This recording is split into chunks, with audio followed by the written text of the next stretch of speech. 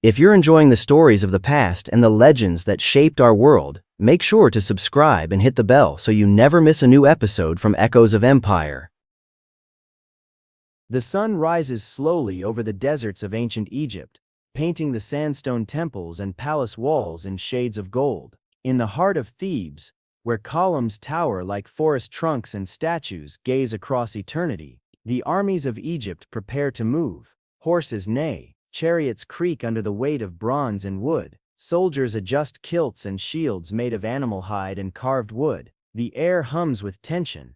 For the first time in many years, Egypt marches to reclaim its influence in the north. At the head of this army stands a young man whose destiny is carved not by age, but by ambition. His name is Thutmose the Third, the sixth pharaoh of the 18th dynasty. History will call him the Napoleon of ancient Egypt, the warrior king who forged an empire from the Nile to the Euphrates. But on this morning, he is simply a ruler who must prove himself. This is the story of the Battle of Megiddo, fought in 1457 BCE. It is the earliest recorded battle in human history that gives us clear tactics, formations, and strategic decision-making. The scribes of Egypt captured every detail on temple walls and scrolls. From their words, we can reconstruct a moment when commanders stepped beyond instinct and crafted something new, a true science of war. Our story does not begin on the battlefield, but on the road leading north from Egypt.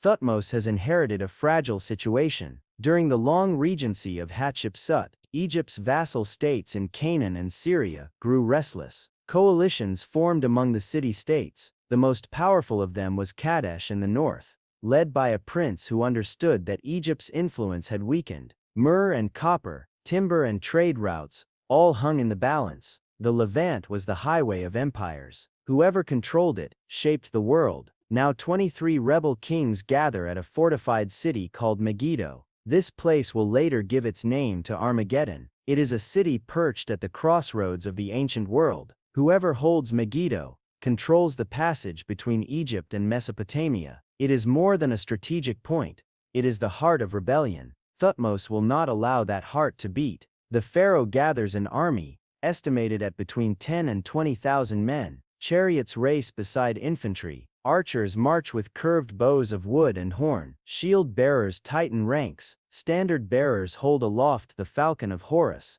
and the symbols of the pharaoh. Priests chant blessings. The march begins. From Egypt into the Sinai.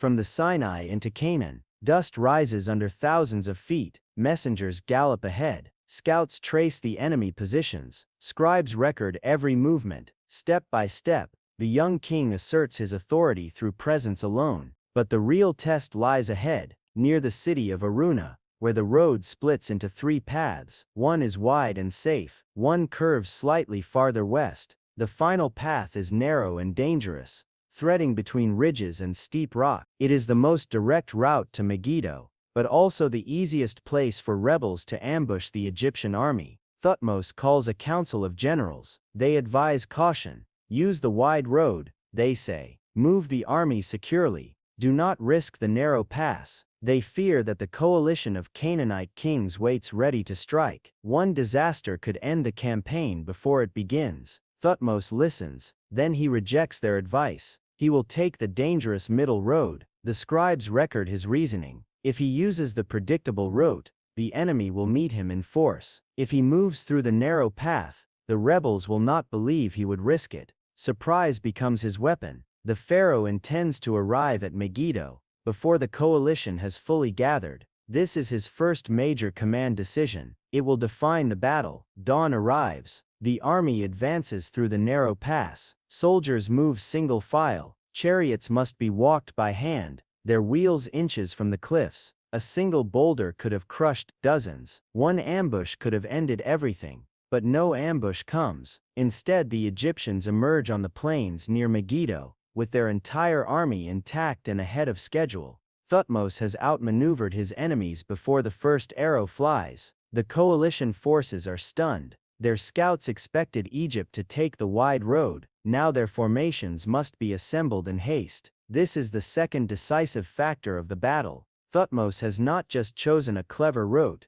he has crippled the coordination of his adversaries. The rebel kings line their armies on a ridge south of Megiddo. Their chariots gleam in the sunlight, shields of wood and leather shine with metal studs, their infantry holds spears and slings. The Canaanite coalition may match Egypt in number, but they do not match in unity. Each king commands his own troops, each contingent obeys its own loyalty. They stand together in purpose, yet not always in discipline. Thutmose surveys the battlefield from a vantage point. Below him lies the plain.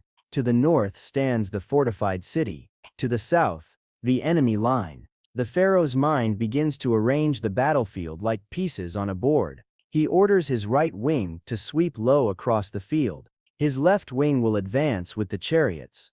The center will push directly forward.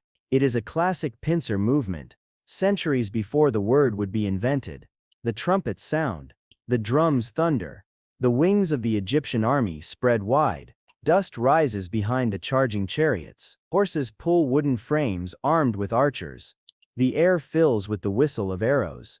Infantry runs behind the chariots, shouting battle cries to the gods.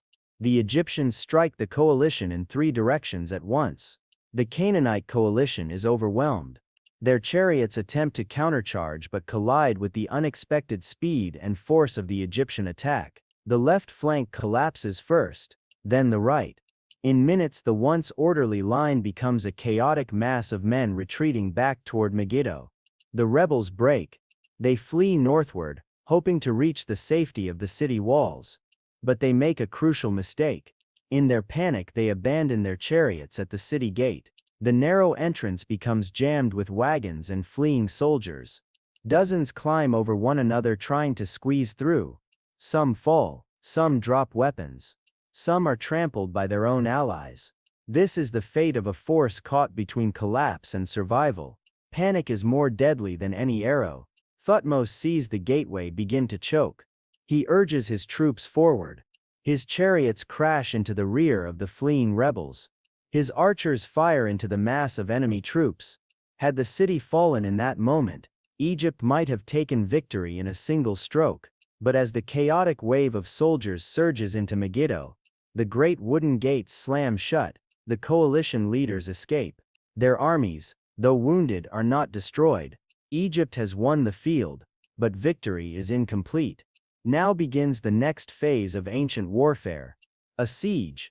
Megiddo is fortified with thick walls and stored supplies. The rebels hope to wait out the Egyptians, or receive reinforcements from the north. They believe the pharaoh will not choose a long siege.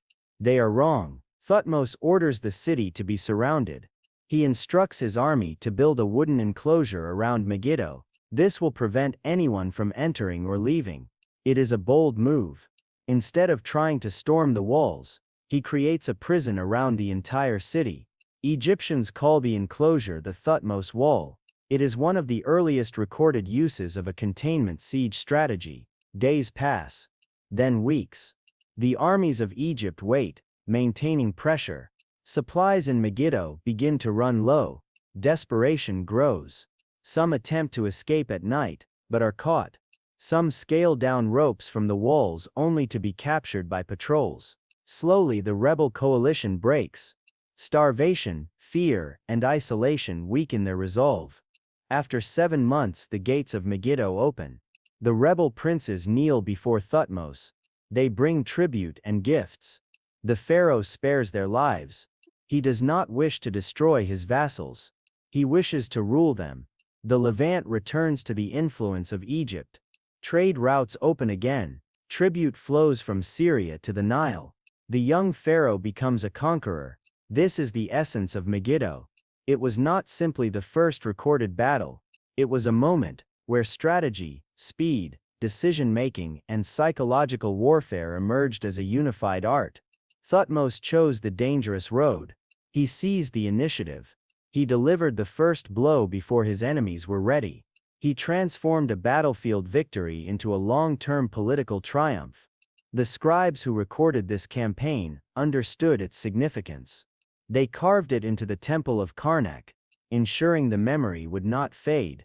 What makes Megiddo truly remarkable is how modern it feels. a commander making a bold choice that contradicts his advisors, a surprise maneuver that reshapes a theater of war, a pincer movement that overwhelms a larger but less organized enemy, a siege designed to suffocate opposition without unnecessary loss of life. These are not ideas of the Bronze Age. They are ideas that echo through every age of warfare. Imagine the battlefield after the dust has settled. Chariots lie broken in the grass. Bows and shields are scattered. The ground bears the imprint of thousands of feet. The sun sets over the hills of Canaan, casting long shadows over a field that would one day be called Armageddon. In that fading light, Thutmose stands as a symbol of determination. He has fought his first great battle not as a king of symbolic power, but as a warrior of precision and daring. His success here will define his reign. He will lead more campaigns. He will cross the Euphrates. He will shape Egypt into an empire. But it all begins at Megiddo. The echoes of that battle ripple through history. It is the first time we can see the structure of war, not just the aftermath. The first time we witness a commander thinking beyond brute strength. The first time logistics, timing, and human psychology come together to shape victory. As night falls over the ancient city, the scribes continue their work. They write of soldiers who marched with discipline. They write of decisions made at crossroads. They write of formations shifting like living creatures. They write for the gods, and they write for eternity. Thanks to them we can stand in the footprints of an army thousands of years later and still understand what happened. Megiddo becomes more than a battlefield. It becomes the birthplace of recorded military history. Thutmose returns to Egypt in triumph. His victory procession is filled with captives, tribute, and the spoils of war. Yet the greatest treasure he brings home is knowledge, for he has learned that a battle is not a contest of strength alone. It is a test of vision. From Megiddo onward, the warrior king creates a legacy that will last centuries. He expands Egypt farther than any pharaoh before or after. He builds monuments. He fortifies borders. He establishes Egypt as a global power of the Bronze Age, and in every campaign, he remembers the lesson of Megiddo. A leader must see the battlefield, not as it is, but as it will be. This is the legacy of the Battle of Megiddo. Not the clash of chariots, not the siege of walls, but the emergence of strategy as a force that shapes the world. On that ancient plain, under the blazing sun, the art of war took its first recorded form, and history began to remember.